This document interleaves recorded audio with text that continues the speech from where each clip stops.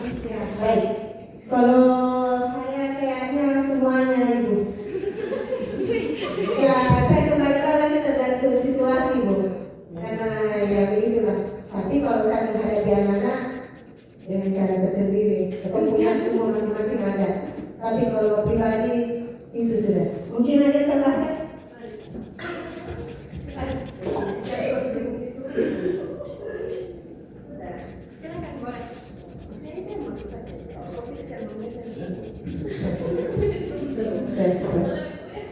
Kalau saya di stabilisasi misalnya,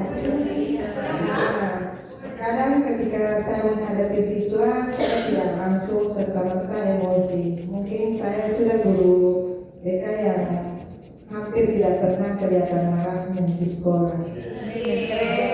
Karena memang saya memperlakukan siswa saya itu seperti anak saya sendiri, karena saya tahu anak saya bagaimana kondisinya kehidupan pribadi, karena saya memperlakukan seperti kehidupan pribadi saya begitu. Oke, terima kasih. Ya, tepuk salut, jempol, jempol, jempol, jempol, salut. Ya, terima kasih untuk Ibu berdua yang sudah memberikan pengalaman.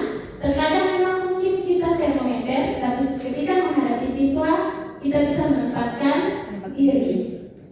Mungkin saya minta Bapak Ibu bisa berbagi pengalaman bagaimana Bapak Ibu yang tadinya termometer berusaha untuk menjadi stabilizer atau kulkas.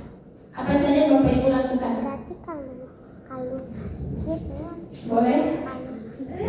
Silakan. ya Bu.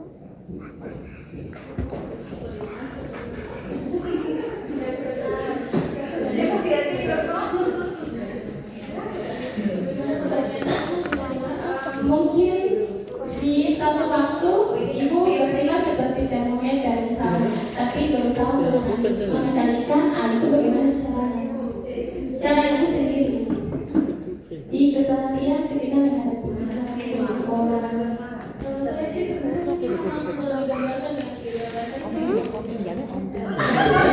Tapi jangan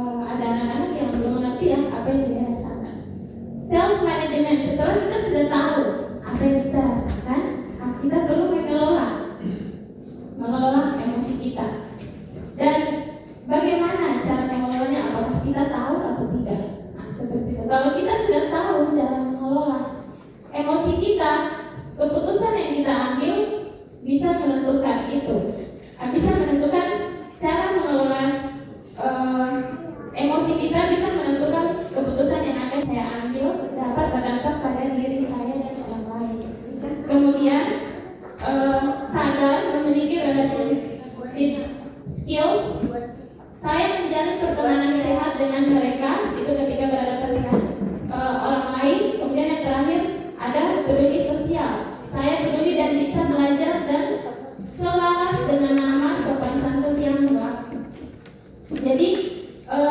biasanya kan kita di sekolah tuh bilang ke anak-anak murid, ini loh norma yang berlaku tuh begini, di masyarakat tuh seperti ini. Pasti kita sering mengingatkan mereka tentang itu.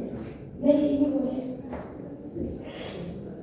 Nah, di sini ada peta emosi. Di situ kalau happy hijau warnanya, excited. Nah, kalau sudah angry di situ merah, masuk ke zona merah. Silakan Ibu lanjut. Ya, di sini kita akan mengenali otak kita. Dengan mengenali otak kita, kita akan mengenali emosi kita. Jadi emosi kita dikendalikan oleh otak bagian atas, neokortex, limbik, dan reptil.